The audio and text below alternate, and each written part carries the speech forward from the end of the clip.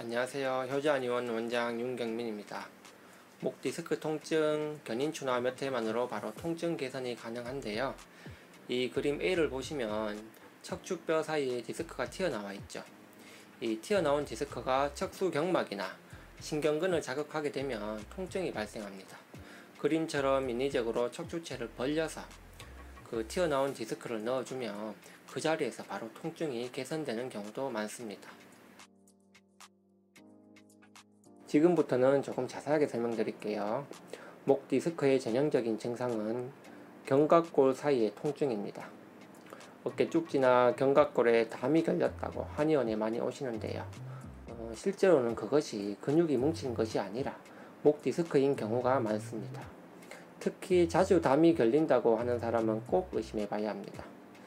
초반에는 어깨 쭉지 쪽으로 통증이 왔다가 그게 팔의 저림이나 팔에 힘이 빠짐으로 나타날 수가 있습니다. 흔히 통증 부위는 이 그림의 색칠한 부위지만 두통이나 목의 통증도 나타날 수가 있습니다. 일단 디스크의 구성에 대해서 간단히 설명드릴게요. 디스크 안에는 수핵과 그 밖을 이루고 있는 섬유륜이라고 두 가지로 구성되어 있습니다. 수핵은 끈적끈적한 액체 양상이에요. 반면에 섬유륜은 15겹에서 25겹 정도 되는 양파 껍질처럼 이렇게 판으로 되어 있습니다. 나중에 치료할 때 나오겠지만 수핵은 끈적끈적한 액체 양상이기 때문에 어떤 지속적인 견인이 필요합니다. 반면에 섬유륜은 딱딱하기 때문에 순간적인 견인을 탁 해줘야지 이게 쏙 들어갑니다. 그럼 디스크는 왜 생기는 걸까요? 이 그림을 보시면 아시겠지만 우리가 목을 똑바로 하고 바른 자세로 있으면 우리의 목 디스크는 머리의 무게인 5kg 정도만의 압력을 버팁니다. 반면에 우리가 한 60도 정도 고개를 숙이게 되면 그 5배인 22kg 정도 되는 무게를 디스크는 견디게 됩니다. 장기적으로 스마트폰을 본다고 고개를 숙이거나 이렇게 되면 디스크는 그 압력을 지속적으로 받게 됩니다. 그렇게 되면 찢어진다거나 터진다거나 이러한 일이 생길 수가 있습니다. 그리고 또한 교통사고 같은 강력한 충격이 한 번에 빵 와도 디스크가 터질 수가 있습니다. 디스크가 의심되면 꼭 MRI를 찍어봐야 할까요? 꼭 그렇지는 않습니다. 디스크에 대한 MRI의 위음성률은 35%라고 합니다. 즉 MRI상 목 디스크가 아니라고 나오더라도 실제로는 목 디스크인 경우가 있습니다. 반면에 MRI상 목 디스크라고 진단되더라도 실제로는 증상이 없는 경우도 있습니다. 목 디스크는 응급질환이 아니기 때문에 증상이 의심되더라도 반드시 꼭 MRI를 찍어봐야 되는 것은 아닙니다. 실제로 치료를 해보고 통증이 개선되지 않거나 아니면 통증이 점점 더 심해진다거나 하면 MRI를 꼭 찍어보셔야 합니다. 디스크가 의심될 때 하는 간단한 검사도 있는데요.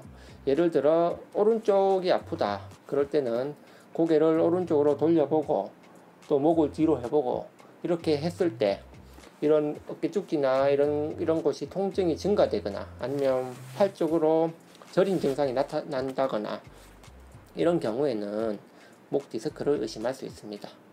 환자분들 중에서는 자기는 팔저림 증상이 없는데 어떻게 목 디스크냐 묻는 사람도 있습니다. 팔저림이 없어도 디스크인 경우가 많습니다. 여기 가 그림을 보시면 위의 그림은 튀어나온 디스크가 척수경막만을 건드리고 있습니다. 이러한 경우에는 아직 신경근을 건드리지 않아서 팔저림 증상이 없습니다. 반면에 나 그림을 보시면 디스크가 더 튀어나와 가지고 신경근을 건드리고 있습니다. 이러한 경우에는 팔저림 증상이 나타납니다. 그러므로 팔저림이 없어도 주간판 탈출증, 즉 목 디스크인 경우가 맞습니다. 자, 이제부터 간단하게 요약해서 치료적인 면에서 짧게 말씀드리겠습니다. 목 디스크에는 수액성 디스크, 섬유륜성 디스크, 섬유륜과 수액이 동시에 튀어나온 복합성 디스크 이 세 가지로 판단을 하면 되고요. 수액성 디스크는 수액은 액체 같은 끈적끈적한 액체 같은 양상이기 때문에 지속적인 견인이 필요하다.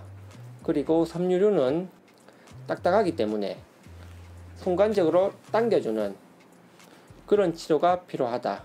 그리고 수액과 섬유륜이 복합적인 경우에는 지속적인 견인 그리고 순간적인 견인, 이 두 가지 모두가 필요하다입니다. 예를 들어 못을 박을 때는 순간적인 힘을 탁 줘가지고 못이 들어가게 됩니다. 반면에 걸레를 짤 때는 지속적으로 짜줘야지 걸레 물이 빠지게 됩니다. 마찬가지로 섬유류는 단단하기 때문에 순간적인 견인 춘화가 필요합니다. 수액은 말랑말랑하기 때문에 지속적으로 해줘야 합니다. 디스크가 경막을 자극하게 되면 2차적으로 해당 분절의 근육이 굳습니다. 그 근육을 풀어주기 위하여 신치료를 하게 되고요. 디스크가 튀어나와서 경막을 자극하게 되면 염증 물질이 나오게 됩니다. 그렇기 때문에 봉침을 통해서 소염작용을 시킨다든지 진통 효과를 유발하게 됩니다. 그리고 찢어진 디스크의 부분을 재생하기 위해서는 콜라겐 증식을 유도하는 한약 치료를 하게 됩니다. 디스크 재생이 더딘 이유는 연골 안에는 피가 잘 안 통하기 때문입니다. 확산이라는 방식으로 영양이 가게 되는데 대체적으로 디스크 내압이 낮을 때 그 확산이 잘 되게 됩니다. 그렇기 때문에 지속적인 견인을 통하여 디스크 내압을 낮추게 됨으로써 디스크 재생에도 도움이 됩니다. 주간판 탈출증이 심해지면 어떻게 될까요? 디스크는 머리 무게를 지탱하는 역할을 합니다. 그런데 디스크가 약해져서 빠져나간다거나 얇아진다거나 하게 되면 상대적으로 관절이나 인대가 그 무게를 지속적으로 받게 되고, 그렇게 되면 인대가 두꺼워진다거나 관절이 두꺼워진다거나 그 뼈에서 골격이 자라난다거나 하여서 2차적으로 척추관이 좁아지는 현상이 나타나게 될 수도 있고요. 그렇게 되면 점점 더 통증이 악화되는 결과가 나타날 수가 있습니다. 그렇기 때문에 팔의 급격한 마비 같은 증상이 심하지 않을 때에는 수술이 꼭 필요하지 않으니 증상이 심하지 않을 때 빨리 치료받으시기 바랍니다. 감사합니다.